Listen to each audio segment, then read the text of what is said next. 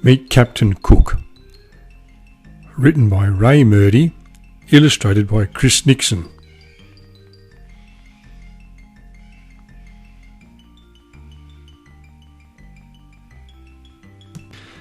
Captain James Cook was an English explorer and Navy captain. In 1770, Captain Cook and his crew on the HMB Endeavour were the first Europeans to discover the east coast of Australia. Celebrate Australian history with the Meet series. The Meet series of picture books tells the exciting true stories of extraordinary men and women who have shaped Australia's history. Captain James Cook was an English explorer in the British Royal Navy. In 1768, Captain Cook and his crew on the HMB Endeavour set sail from England in search of new lands and scientific knowledge. This is the story of how Captain Cook discovered the east coast of New Holland, Australia, on that voyage. Before Captain James Cook became a famous explorer, he was a baby born in a two-room cottage, a schoolboy, a farm boy,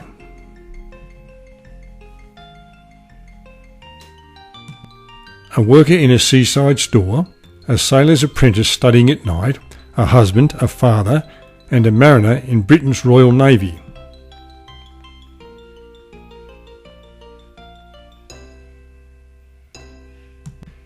In the Navy, James Cook studied astronomy, science and maths, all the while dreaming of one day commanding his own ship on epic voyages. He lived in a time of great exploration and scientific discovery. Nations raced to unlock the secrets of the world and its oceans. So when James was asked to lead an expedition for England, he accepted with pride. He was to captain a ship bound for King George's Island. From there he was to chart the transit of the planet Venus across the Sun. Captain Cook was also handed a sealed letter from the King. He was given firm instructions to open it only when this mission was complete.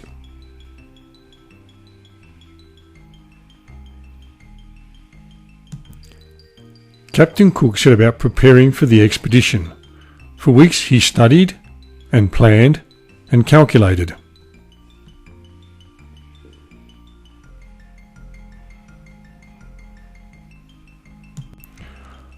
Of all the boats in England, a coal ship was chosen for the voyage. Though small, the ship was sturdy and strong. She was refitted and christened the HMB Endeavour. In August 1768, the Endeavour embarked on her maiden voyage with great pomp and fanfare. Among those on board were a variety of animals, 55 sailors, a one-handed cook, an astronomer, 4 artists, and a botanist by the name of Joseph Banks. This motley crew readied themselves for the dangers of the open seas and the strange lands that were rumoured to lie ahead.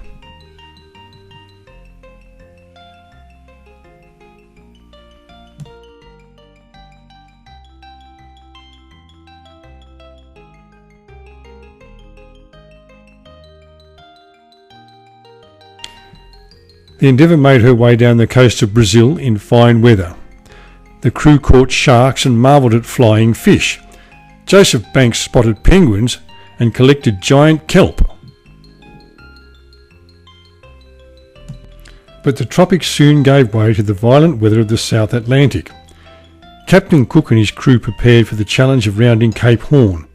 After 3 failed attempts, the Endeavour overcame icy winds and bitter gales to forge through the dreaded passage and emerge into the South Pacific.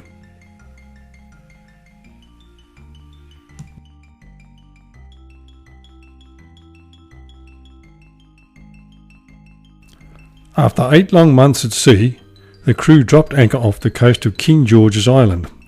The locals paddled out to welcome them. They traded fresh food in exchange for beads and metal tools. Captain Cook and his men built a fort and an observatory, where on a clear day they gathered to watch Venus pass across the sun.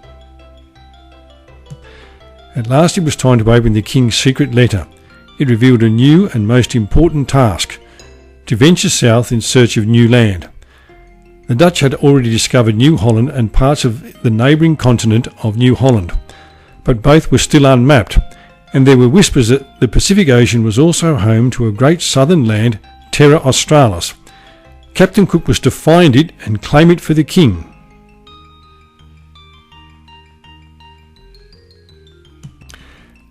Captain Cook sailed the Endeavour southwards without a map. He steered by the sun and the stars over seas as wide as the sky.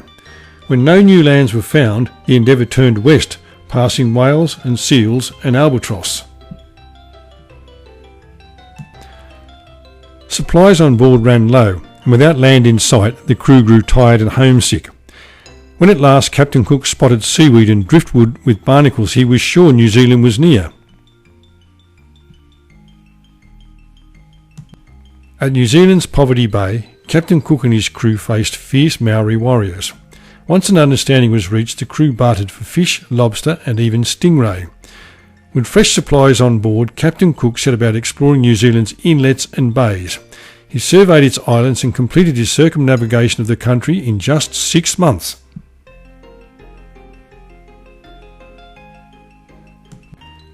Captain Cook then turned his sights towards New Holland. Again the Endeavour and her crew headed out to sea. They voyaged northwest until early one morning the sloping hills southeastern New Holland came into view. It was a sight no European had seen before. But foul winds kept the Endeavour at sea. For days Captain Cook and his crew sailed up the coast. They spotted smoke in the sky and saw men and women of dark skin living on the land. When the gales eased and the sea calmed, the Endeavour weighed anchor in a sheltered bay and her weary crew made dry land. The locals seemed to want them gone, but the Englishmen persisted. The crew barreled fresh water and caught more fish than all hands could eat. Joseph Banks ventured inland. He observed strange animals, collected flora and examined the soils and waterways.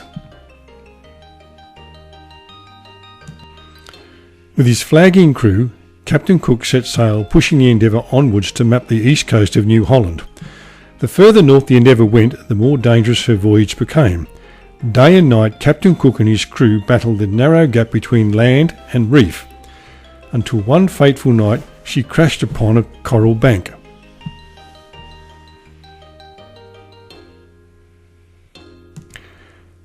Captain Cook commanded his men to heave, but the ship wouldn't budge and water came rushing in. At high tide, Captain Cook again rallied his crew. Exhausted, the men heaved and heaved, then heaved again. At last the Endeavour came free, but she was still leaking and in urgent need of repair.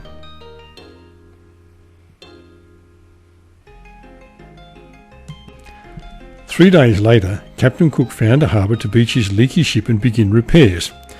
The crew caught turtles and picked wild greens.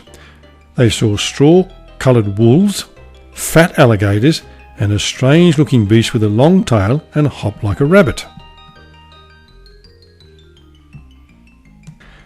An uneasy truce was struck with the locals.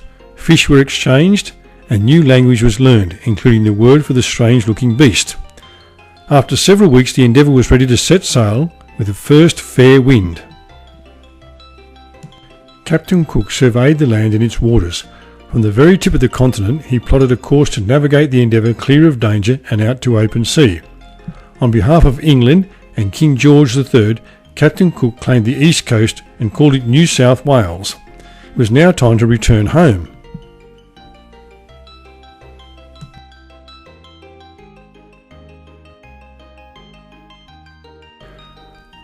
Was New Holland the great Terra Australis, or did the Pacific Ocean hold more undiscovered continents?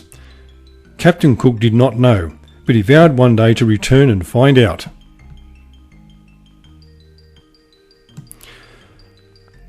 James Cook held many ranks throughout his naval career. For the ease of reference he is referred to as Captain James Cook throughout this story.